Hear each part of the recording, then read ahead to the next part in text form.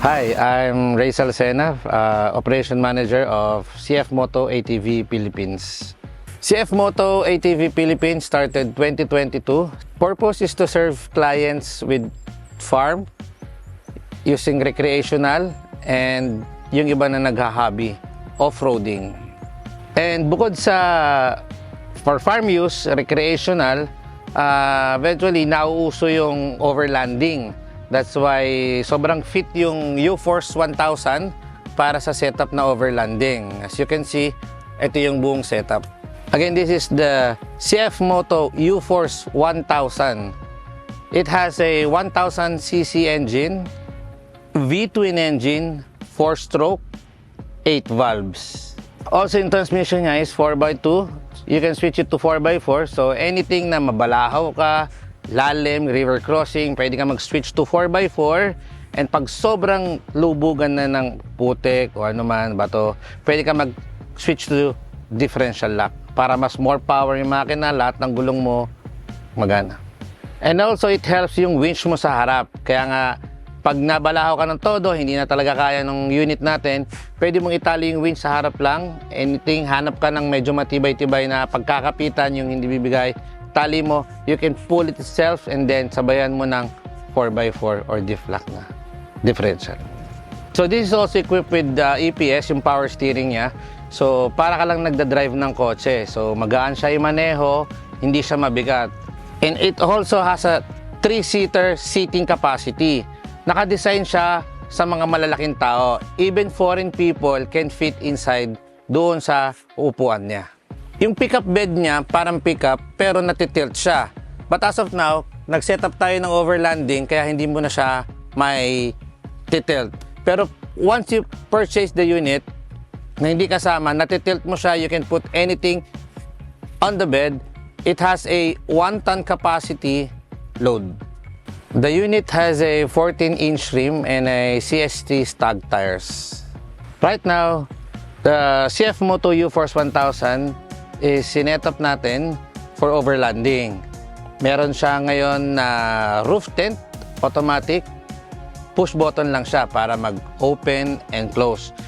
Kailangan mo lang siyang isaksak sa power station or sa cigarette lighter sa unit. The tent has a capacity of 3 person. And meron na siyang kasama na ladder sa side ng U-Force 1000.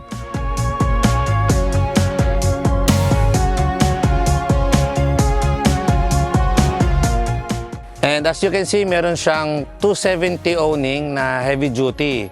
Kahit experience na rin namin, nadalhin siya sa isang parang bumabag yung lugar and okay naman siya.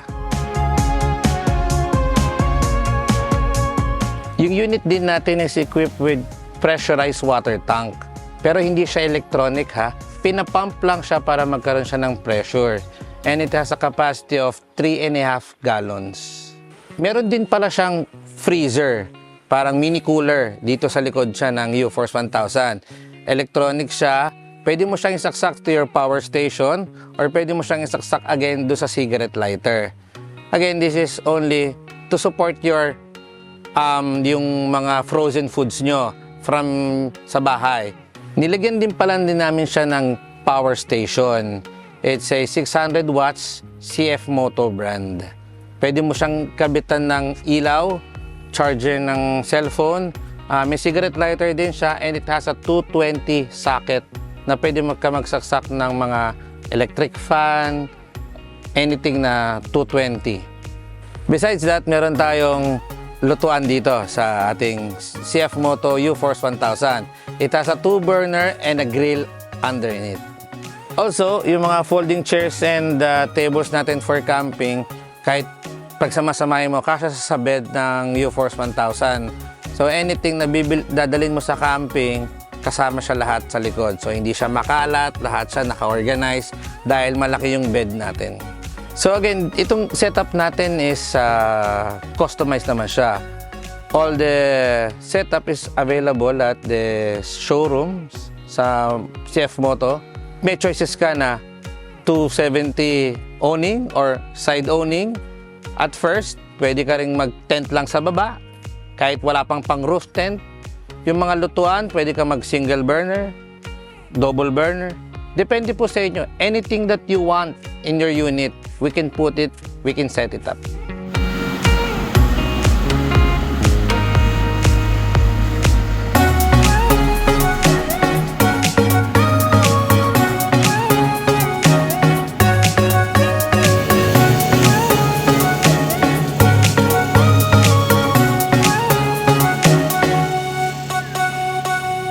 So sa mga interested, pwede kayo mag-visit sa showroom para makita nyo yung set of lineup ng mga units natin.